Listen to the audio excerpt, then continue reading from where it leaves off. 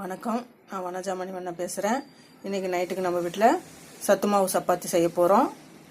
கருப்பு உளுந்து, சோளம், கேழ்வரகு, குதிரைவாளி, திணை, வெள்ளை சோளம், இது 5 நான் போட்டிருக்கேன். ஆல்ரெடி இதுக்கு வீடியோவும் போட்டிருக்கேன். இதில் நான் இப்போ சப்பாத்தி செய்ய போகிறேன். இப்போ தேவையான அளவு உப்பு போட்டுக்கிறேன். மாவில், சத்து மாவில் போட்டுட்டு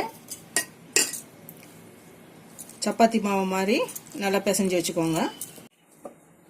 இப்போது பாருங்கள், பிசைஞ்சிட்டேன். சப்பாத்தி மாவு அளவுக்கு வந்துடுச்சு. இது நல்லா பிசைஞ்சு ஒரு 1/2 hour நல்லா ஊறட்டும். 1/2 hour ஊறட்டும், நல்லா மூடி வச்சிடலாம். 1/2 hour ஆயிடுச்சு. இப்போ நம்ம சப்பாத்திக்கு ரெடி பண்ணலாம். மாவை இப்போ சத்து மாவை சப்பாத்தி போடுற அளவுக்கு உருட்டி வச்சுருக்கேன். இப்போ சப்பாத்தி போடலாம் வாங்க.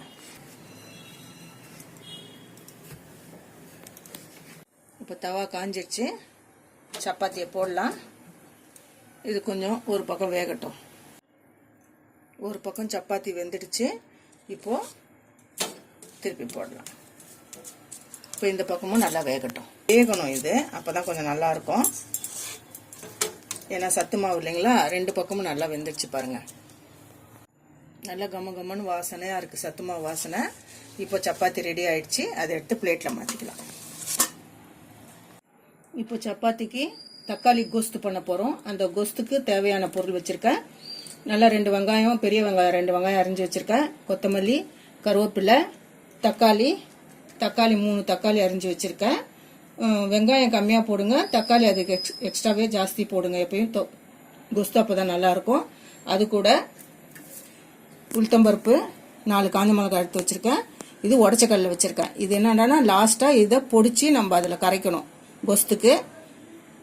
இப்போ எப்படி கொஸ்து செய்யலான்றதை நம்ம பார்க்கலாம். தக்காளி கொஸ்து செய்யறதுக்கு ஆயில் கொஞ்சம் விட்டுக்கோங்க.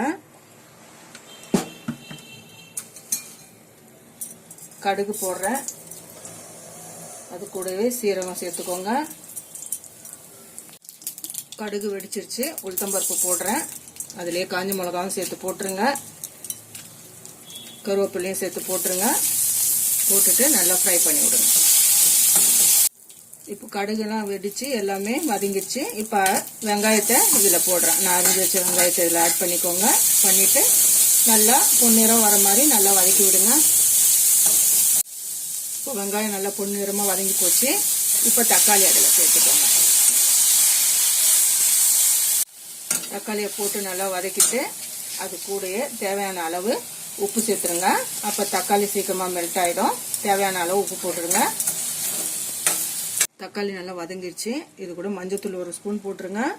போட்டுட்டு வதக்கி விடுங்க. அது கூடயே 3 ஸ்பூனு மிளகாத்தூள் ஆட் பண்ணிக்கோங்க. மிளகாத்தூள் ஆட் பண்ணிட்டு நல்லா வதக்கி விடுங்க. பச்சை ஸ்மெல் போகிற அளவுக்கு நல்லா வதக்கி விட்டுட்டு அதுக்கப்புறம் நம்ம அதில் தண்ணி ஊற்றணும். நல்லா பச்சை ஸ்மெல் போகிற அளவுக்கு வதங்கட்டும். மிளகாத்தூள் நல்லா பச்சை வாடை போயிடுச்சுங்க. இப்போ இது கூட நம்ம தண்ணி சேர்த்துக்கலாங்க. நல்லா நிறையாவே தண்ணி சேர்த்துக்கோங்க. நான் இதில் 2 சொம்பு தண்ணி ஊற்றுறேன். நல்லாவே கொதிக்கட்டும். இப்போ உடச்சக்கல்லையே மிக்சியில் போட்டு பவுடர் ஆக்கி வச்சுருக்கேன்.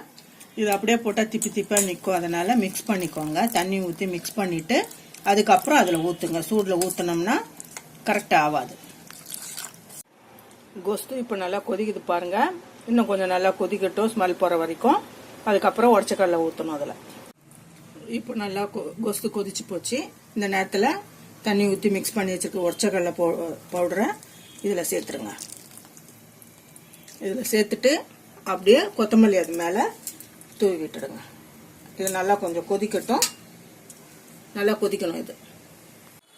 இப்போ பாருங்கள், கோஸ்து ரெடி ஆயிடுச்சு. அவ்வளோதான்.